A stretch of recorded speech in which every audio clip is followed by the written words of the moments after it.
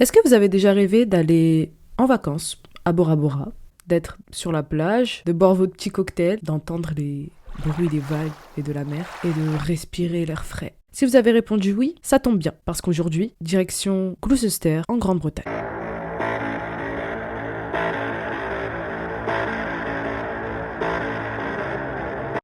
Salut à tous et bienvenue sur ma chaîne YouTube, je suis Trauma et aujourd'hui on va parler de l'histoire de Fred et Rosemary West, un couple pas très ordinaire. La maison de Mickey. Does it really horrify you? Are you a little more cautious about picking up that hitchhiker? Maison de Mickey. Imaginez, vous êtes en Grande-Bretagne, vous faites une petite visite du quartier de Gloucester, vous marchez dans les rues, et en face de vous se trouve un chantier. Une maison qui a été détruite il y a quelques années, mais vous vous posez pas la question de ce pourquoi ça a été détruit. Vous rencontrez un passant, et le passant vous explique que ce qui s'est passé dans cette maison n'est pas très humain. Autour de la maison se trouvent 12 corps de fillettes et de jeunes femmes, enterrés après leur assassinat. Alors, qui est Fred West ? Fred West, Frédéric Walter Stephen West, très très long le nom, est né le 29 septembre 1995 en Grande-Bretagne, à Herefordshire. Je vais pas faire d'accent pour le dire, flemme. Et il est né dans une famille... Comment expliquer on va dire que ses parents, c'est pas des parents ordinaires, tout simplement parce que la mère lui faisait subir des attouchements. Voilà, en d'autres termes. Et le père, heureusement qu'il y a le père, parce que le père est totalement différent, à l'opposé de la mère, parce que tout simplement, il était zoophile. Voilà, je vais rien rajouter après ça. Il fallait les enfermer, ses parents, mais bon, après, ça n'a pas été le cas. Et quand il atteint les 16 ans, il commence à avoir un intérêt particulier pour les femmes, un peu trop insistant. En effet, la plupart des femmes qu'il va rencontrer vont refuser ses avances, ce qui va vraiment le frustrer. Et il commence à avoir des petits boulots, un petit boulot par-ci, un petit boulot par-là. Il va commencer par travailler dans un abattoir, ensuite dans un autre magasin. Et à 20 ans, il va subir sa première condamnation pour avoir agressé sexuellement une adolescente de 13 ans. Et le pire dans tout ça, c'est qu'il ne va pas subir du tout la condamnation auquel on aurait pu penser aujourd'hui. Parce qu'il va prendre quelques mois de prison. Et pourquoi ? Parce que son avocat a déclaré qu'il était victime de crise d'épilepsie et c'est ce pourquoi il aurait agressé cette adolescente de 13 ans. Alors là, la défense, mais waouh ! Parce que, en fait, je suis en train de chercher le rapport. Il n'y en a pas. Bref, comme je vous ai dit, il va enchaîner les petits boulots et il va travailler en tant que marchand de glace. En 1960, il commence à faire un petit peu d'argent avec ce boulot, mais il va se faire virer. Alors, en temps normal, vous vous faites virer parce que vous avez peut-être agressé quelqu'un au boulot, violemment, verbalement, ou physiquement, vous êtes bagarré ou quoi. Non, lui, il a été viré parce qu'il a fait un accident de voiture où il a tué un enfant de 3 ans. Voilà, tout simplement. Et il va terminer donc du coup par le boulot de boucher, il va travailler dans un abattoir plus exactement, et c'est là où il va commettre son premier meurtre. Il va assassiner l'une de ses maîtresses parce qu'il était obligé de quitter sa femme, Rena Catherine, qui était une prostituée. Et donc c'est cette maîtresse qui va assassiner et qui ensuite il va quitter sa femme, Catherine. Donc il tue sa maîtresse et puis après il quitte sa femme. Voilà. Et donc...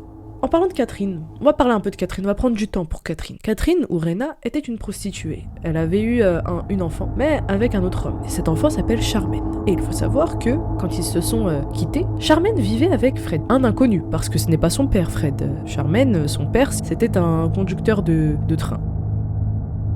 On va parler de la rencontre de Rosemary et Fred.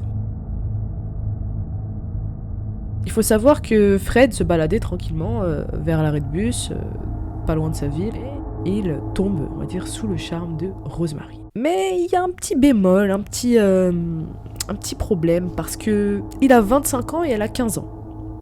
Et le pire, c'est que rapidement après, ils vont se marier. Ils vont se marier, et même, je dirais, 1 an après leur mariage, Rosemary va donner naissance à Heather, leur premier enfant. Et là va commencer un calvaire pour Charmaine. Charmaine va subir un sort effroyable. Elle va se faire torturer à mort et agressée sexuellement par Rosemary en 1971 et sera déclarée donc décédée. Et ils ne vont pas s'arrêter là, ils vont enterrer Charmaine autour de la maison. Et bien évidemment, ils n'ont même pas réfléchi à un alibi, à expliquer à Catherine, qui est la mère de Charmaine, lorsqu'elle viendra récupérer sa fille. Et c'est ce qui va se passer. Rena, Catherine, va venir récupérer Charmaine. Et face à Fred, elle se demandera ce pourquoi elle n'est pas là. Fred va répondre tout simplement « Ah mais je ne sais pas, je pensais que t'étais venu déjà la récupérer. » C'est une petite fille, hein, Charmaine. C'est une fille, elle doit avoir moins de 10 ans, quoi.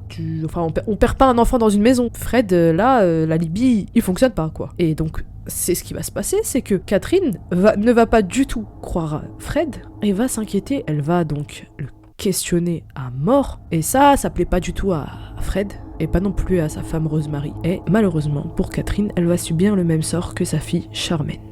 Et ce n'est pas fini. Pour Fred et Rosemary, la torture va commencer pour la demi-sœur de Charmaine. Et donc, Anne-Marie va être torturée, ligotée dans la cave, non nourrie. Je vais pas expliquer tous les détails. You know, their eyes would go as if lights on but no one's in. There'd be a blank expression. She would actually have a blind rage. I mean, she's stabbed me in the arm with a knife. She'd hit you with whatever. Ils vont la bâillonner, Rosemary va l'agresser sexuellement, mais ils ne vont pas s'arrêter qu'à là. Par la suite, dans les années 70, 6 enfants vont disparaître. Et pour les familles des disparus, ce n'est pas normal. Les disparitions s'enchaînent, sont souvent des disparitions de jeunes filles, très très souvent de jeunes filles et de jeunes femmes, et dans le même périmètre. Et bien évidemment, les responsables de ces disparitions ne sont autres que le couple West. Et ils ne vont pas s'arrêter que au kidnapping, ils vont finalement assassiner ces 6 jeunes filles et les démembrer.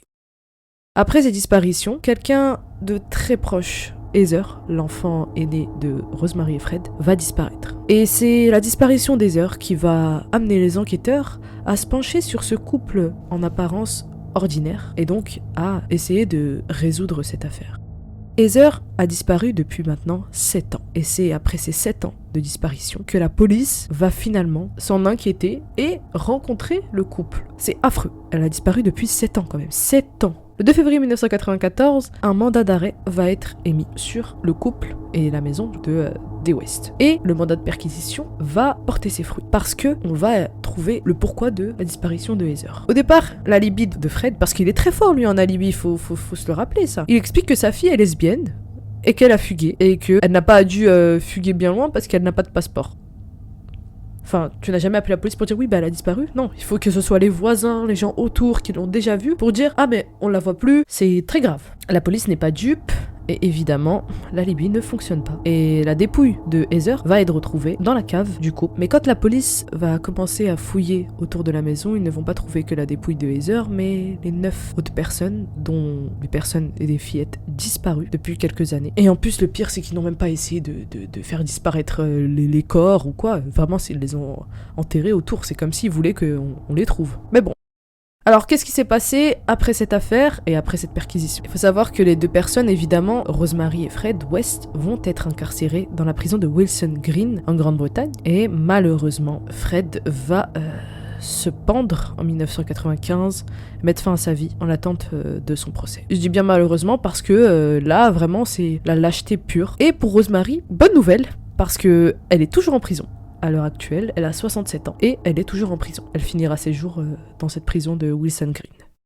Quant à la maison, elle a été évidemment démolie, comme vous l'avez vu au début, et cette histoire a choqué le monde entier. Alors si vous avez aimé cette vidéo, n'hésitez pas à liker, à partager et à vous abonner pour d'autres vidéos de ce type, et même d'autres encore. Ça veut absolument rien dire, la phrase elle veut rien dire. Voilà, vous prenez les mots, vous les mettez dans l'ordre, vous faites un mélange. Voilà. Et après, vous construisez ça, parce que ça y est, à un moment donné, moi, tous ces détails-là, moi, tout ça, là.